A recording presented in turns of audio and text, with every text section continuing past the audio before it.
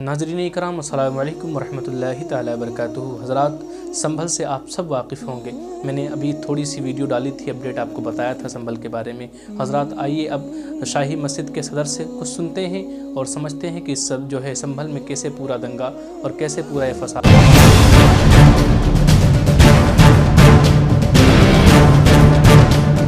संभल की शाही जामा मस्जिद पे सर्वे को लेकर हुए बवाल पर विवाद थमने का नाम नहीं ले रहा। संसद से लेकर सड़क तक हंगामा है, नेताओं की बयानबाजी भी जारी है। इस बीच जामा मस्जिद के सदर और एडवोकेट जफर अली ने मौजूदा स्थिति के बाद प्रेस कॉन्फ्रेंस कर इस पूरी हिंसा की शुरुआत कैसे हुई ये बताया है। उन्होंने दावा किया है कि सर्वे के दौरान एसडीएम मस्जिद से वजू का पानी निकलवाने पर अड़ गई थी, जिसके कारण बाहर गलत सूचना फैली कि मस्जिद की खुदाई हो रही है।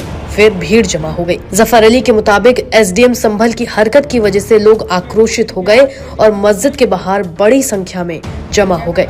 उन्होंने आरोप लगाया कि सब सीओ और एसडीएम की साजिश के चलते हुए। सुनिए उन्होंने क्या कुछ कहा। और फोटोग्राफी आदेश अदालत मैंने बता तो दिया, एक सवाल को रिपीट ना करें प्लीज।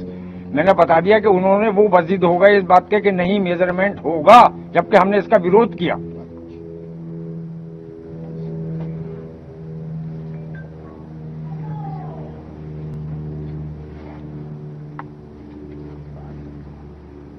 वकील साहब, कौन लोग थे? आप लोगों ने जैसे हम लोगों से बात करें, जो लोग आए थे नकाब पहने हुए हैं, आखिर कोई तो रहा होगा, ये भीड़ जो थी कहीं की तो होगी।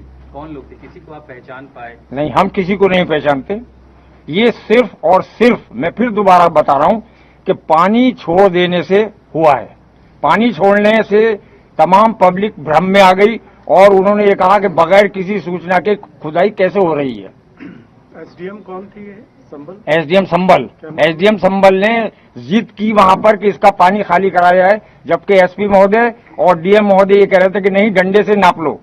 जैसे ही पानी छूटा तमाम पब्लिक में भ्रम फैल गया कि उसकी जामा मस्जिद की खुदाई हो रही है। आप लोगों ने समझाया पब्लिक को? आप लोगों की तरफ से? हम लोग क्योंकि मस्जिद परिसर में मौजूद थे और हमने अनाउंस भी किया, पब्लिक को समझाया। लेकिन इसके साथ साथ मैं एक और कहना चाहूंगा कि पूरी तरीके से ये एसडीएम संभल और सीओ संभल की साजिश से हुआ है। सीओ संभल ने क्या किया? सीओ संभल ने ये किया कि जिस टाइम भीड़ इकट्ठा हो रही थी पानी को देखकर कि वहां भ्रम की स्थिति है, खुल रही है, तब उन्होंने उनसे सीओ साहब से ये मालूम करने की कोशिश करी कि आखिर जामा मस्जिद में क्या हो रहा है।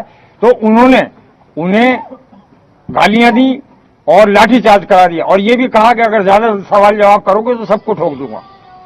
सिर्फ ये पैनिक जो फैलाया है सीओ संभल और एसडीएम संभल ने फैलाया है। सदर साहब, जब एसडीएम जो हैं डीएम साहब के अधीन हैं और जब डीएम मना कर रहा है तो उन्होंने फिर उनका क्या मतलब कैसे कहना मान लिया एसडीएम का? फिर से जवाब सवाल करें। डीएम के एसडीएम अधीन है हाँ है, और डीएम ये मना कर रहा है कि मेजरमेंट नहीं होगा, डंडे से नाप लो, और एसडीएम जोर दे रही, तो क्या डीएम साहब ने उस बात को उनको कुछ नहीं, जो मेरे सामने मैं वहां मौजूद था, उन्होंने एसडीएम साहब ने डीएम साहब ने और एसपी साहब ने ये कहा कि नहीं, इसकी गहराई जो है वो आप डंडे से नाप लें। वो नहीं मानी, बल्कि उन्होंने यहाँ तक कहा, फुव्वारा चल रहा था कि इसे भी बंद कीजिए। तो हमने उनसे ये कहा कि ये तो चलता ही रहता है। अच्छा सदर साहब, जैसे आपने अनाउंस किया था, आपके पक्ष की जो भीड़ थी, आपके समझा और आप सम्मानित व्यक्ति हैं, आपने अनाउंस किया कि सर्वे पूरा हो गया है और अब कोई बात नहीं है, कहा था, सब मस्जिद का अनाउंस हुआ था, तो फिर ये भीड़ क्यों नहीं मानी? आपके समझाए को? भीड़ इसलिए नहीं मानी कि भीड़ ये समझ रही थी कि अंदर खुदाई चल रही है, अंदर खुदाई चल रही है। उन्हें कोई समझाने वाला नहीं था। मैंने ही अनाउंस करके उनसे शांति बनाए रखने की अपील की है। उनसे ये कहा कि आप लोग अपने अपने घरों को जाएं, किसी तरह का कोई लड़ाई झगड़ा शोर शराबा न करें। ये मेरे अनाउंसमेंट की रिकॉर्डिंग सबके पास है। जो अनाउंसमेंट हुआ था उसके अंदर आपने ये कहा था कि एएसआई की जो सर्वे है वो पूर्ण हो गया है और उसके बाद ही पत्थरबाजी हुई, ऐसा हुआ? हाँ, देखिए आइए, आपका 19 तारीख को जो हुआ था सर्वे, वो पूरा हो चुका था। आप अभी कहते रहिए, आप कहते रहिए। वो पूरा हो चुका था।